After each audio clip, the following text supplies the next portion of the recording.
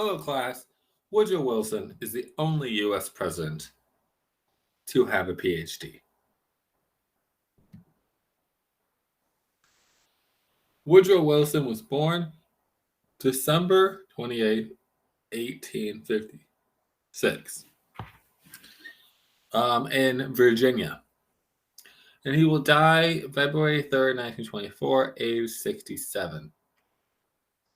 Now that he was born in Virginia, his home state, the place that he's going to be governor, is going to be New Jersey. All right, so as a matter of religion, he is Presbyterian. But religion is going to deeply affect Woodrow Wilson's life. His father is a preacher in the pre-Civil War South. And so his father is going to have slaves, but his father doesn't own the slaves. The church owns the slaves. Okay, that is one of the perks of being in the parsonage, is that you have house slaves. So it's going to affect Woodrow Wilson's view of the world. Woodrow Wilson's going to have two wives. His first one is going to be Ellen Axum, and she's going to die during his first term of president. So he is going to marry a much younger woman called Edith.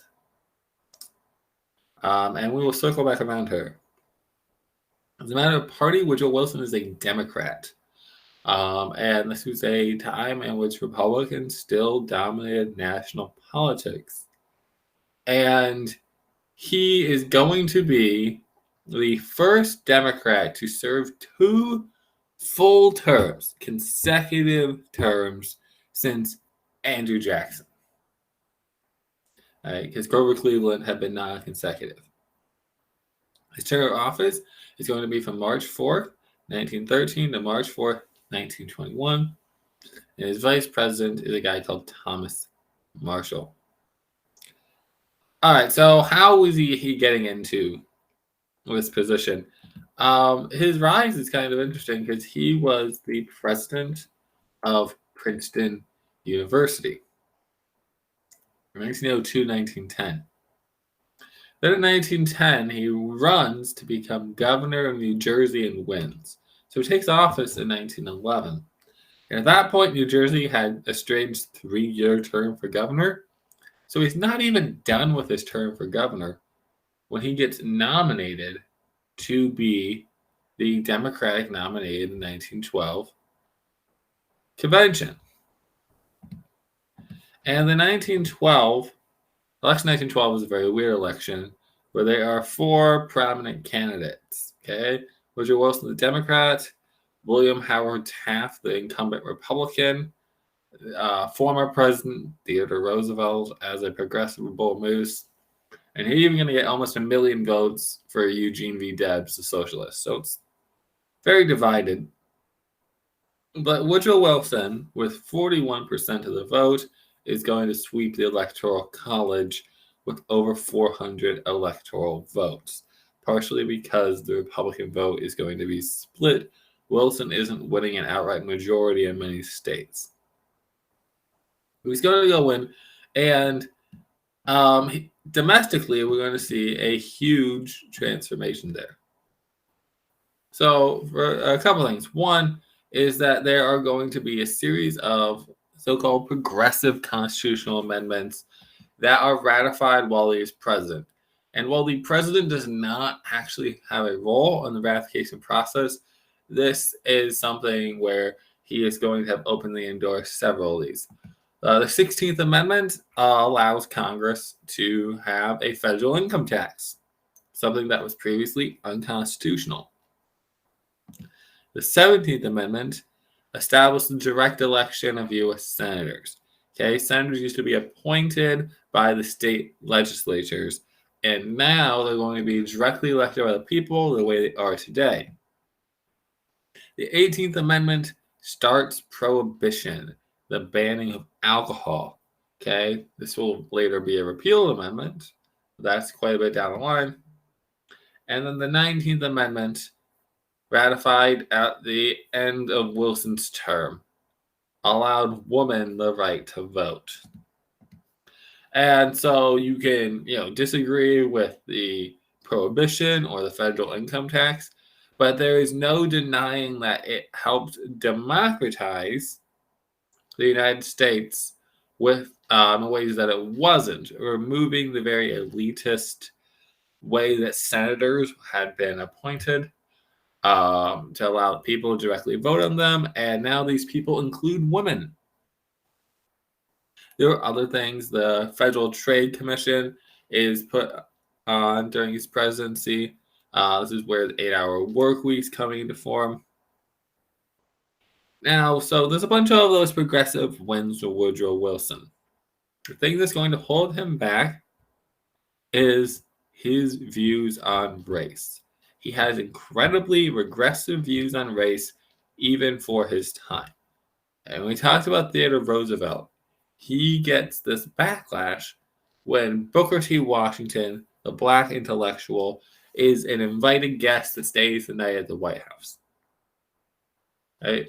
Woodrow Wilson grew up in an incredibly segregated South, at a time where there was slavery as he's growing up. His father's church has slaves. So he is going to segregate the federal workforce, as well as enforce segregation within the U.S. Army ranks.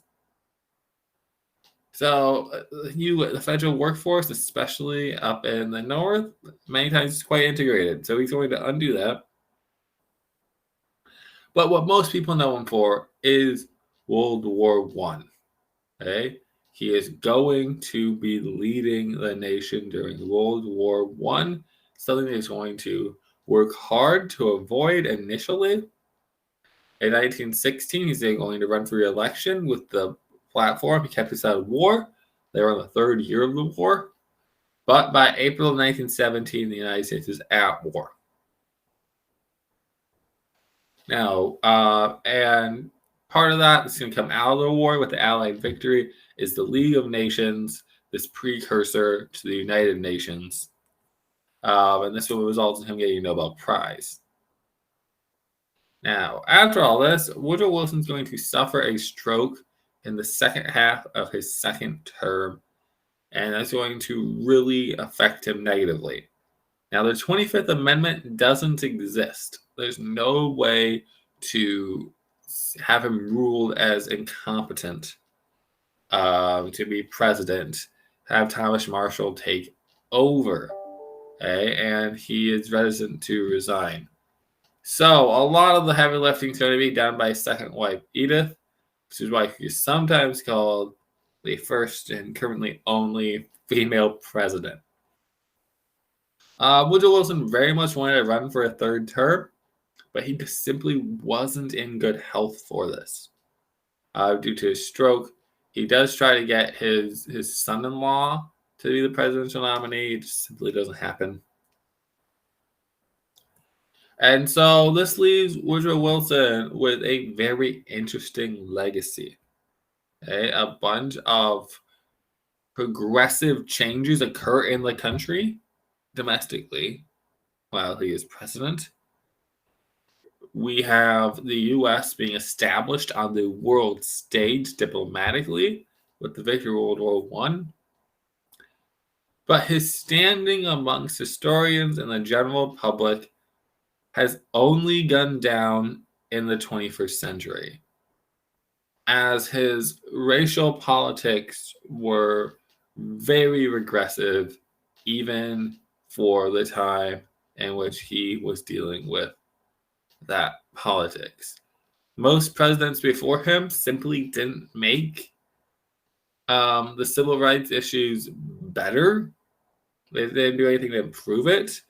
He actively made them worse. And so that leaves him with a mixed legacy of Woodrow Wilson.